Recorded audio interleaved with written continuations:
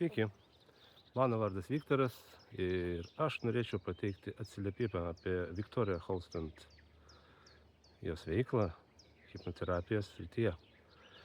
Dalyvau hipnoterapijos sesijose, keliose ir norėčiau pasidalinti, ką aš išnešiau iš to proceso, kurį patyriau ten. Viktorijos veikla man patiko būtent dėl to, kad mes gilinamės į įvairius aspektus. Mes buvom tokie savotiškai kelionėje.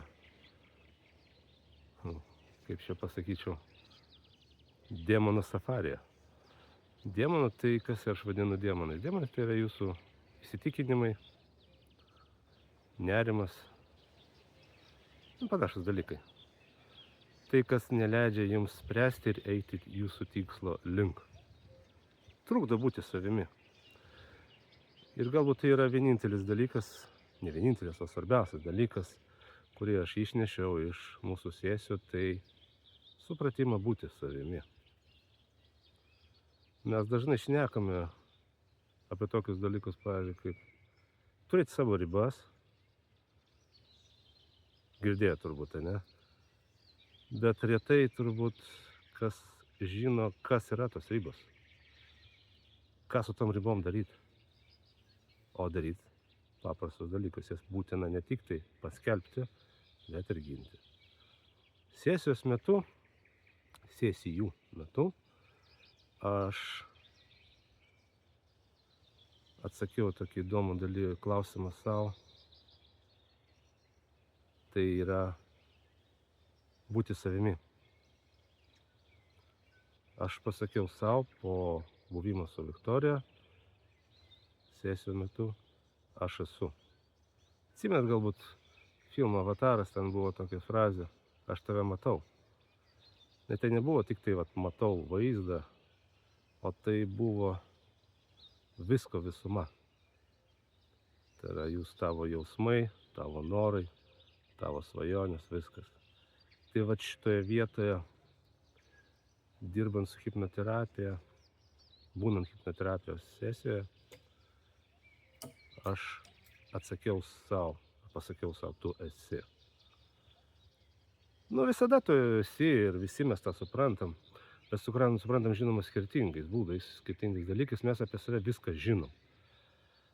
Bet Viktorijos buvimas tose sesijose, Viktorija buvo kaip katalizatorius tų visų žinių apie tave patį. Ir tada tas bendravimas, jisai dar labiau sudėlioja visas kryžkeles. Palengvina pasirinkimą. Kur tu eisi, ką tu darysi, kaip tu bendrausi, kaip tu gerbsi save, matysi save, kaip tu pristatysi save, ką tu gali duoti pats savo. Tai yra labai svarbus dalykai, svarbus klausimai, kurios dažnai, aš sakau, šneku apie save, tai kartais būna tiesiog užstringi vietoj ir nežinai, o kaip čia turi būti. Viktorija būtent parodė kelis tokius momentus labai svarbius, kurių man kaip ir užteko, kad jeigu kažką sugalvoji čia ir dabar privalai pradėti daryti. Jeigu tu pasakai kažko nori, tai ir daryk. Jeigu tu bent 10 sekundžių pradėlsi, tai tampa tuščios kalbos.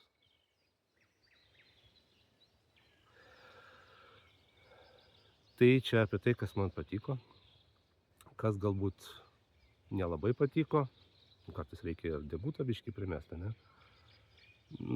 Galbūt ta pradžia man keistoka atrodė, kur reikia laiptis, lipti, ten.